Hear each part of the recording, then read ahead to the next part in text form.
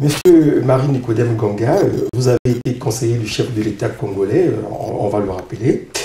12 ans après, vous faites face caméra ce témoignage sur des faits qui ont marqué l'histoire politique du Congo en général et particulièrement celle de la région du Poul, dont vous êtes natif, on peut aussi le dire. Pourquoi le faire maintenant? Est-ce que vous envisagez de prendre date afin de vous lancer dans la politique en tant qu'acteur actif, au lieu d'être toujours ce simple agent de liaison des processus de paix? Très bonne question. Ben, écoutez, c'est aussi simple. Bon, déjà, comme je l'avais dit, je suis né le 15 août, c'est quand même une date d'anniversaire. Coïncidence heureuse, c'est la municipalisation du Poul, donc le 15 août, fête de l'indépendance. C'est pour moi, j'ai vraiment été attiré par cette date, notamment cet événement.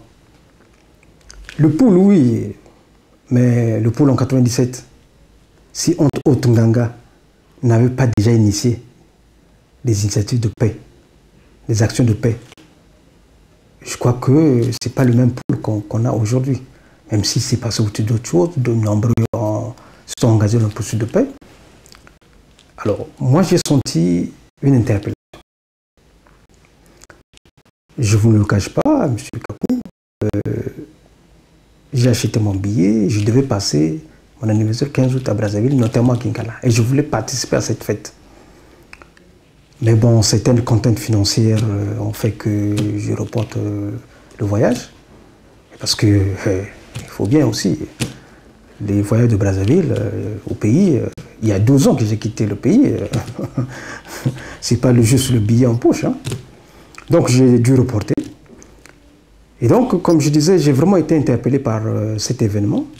J'ai Télé Congo, de temps en temps je suis comment ça se passe, que ça se prépare. Voilà, j'étais intéressé de participer à cette fête.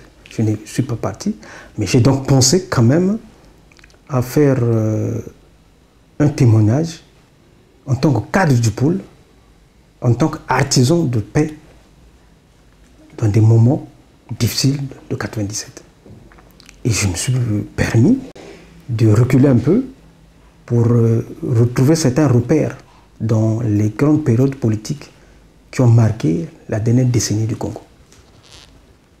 C'est simplement dans cette motivation. En tout cas, il n'y a aucune ambition politique.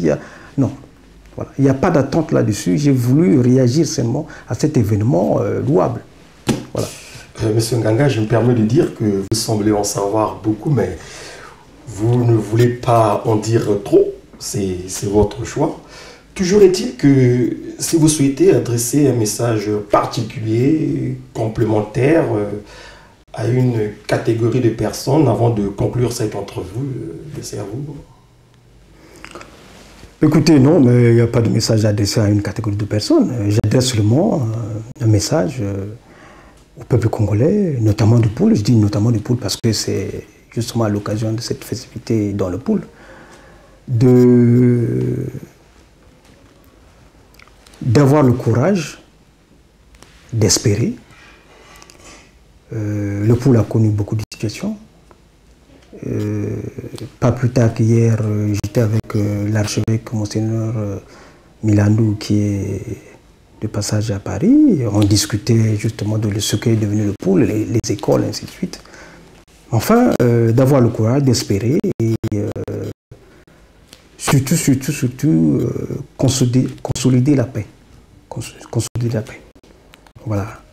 Monsieur Nganga, justement, une question d'actualité très récente au sujet des dernières élections législatives qui viennent de se dérouler au Congo-Brazzaville. 15 juillet 2012 pour le premier tour et 5 août pour le second tour.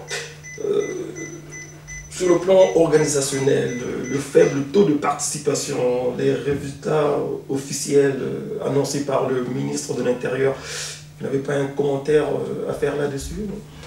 Bon, je crois qu'il vaut mieux rester dans l'esprit de cette entrevue. Hein. C'est l'effet d'actualité, hein, M. Ganga. D'accord, mais faits d'actualité qui malheureusement versent dans la politique, même si on a parlé un certain nombre de repères politiques, mais là, non.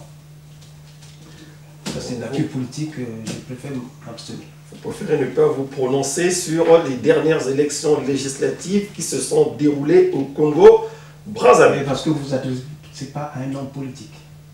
Un citoyen congolais qui a dû observer ces élections, même de loin. Dans ce statut-là, oui, je vous ai donné des réponses à certaines questions, certains faits. Mais là... Monsieur Nganga, c'est votre droit. À tous ceux qui nous ont suivis, nous espérons que vous aurez l'intelligence de comprendre que nous ne sommes pas dans une logique de polémique, d'invective ou de politique politicienne, loin de là.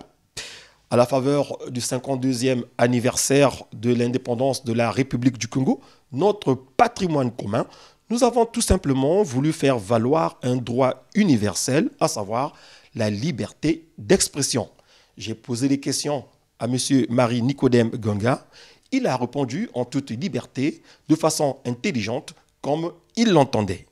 Bien des choses à vous. Ciao!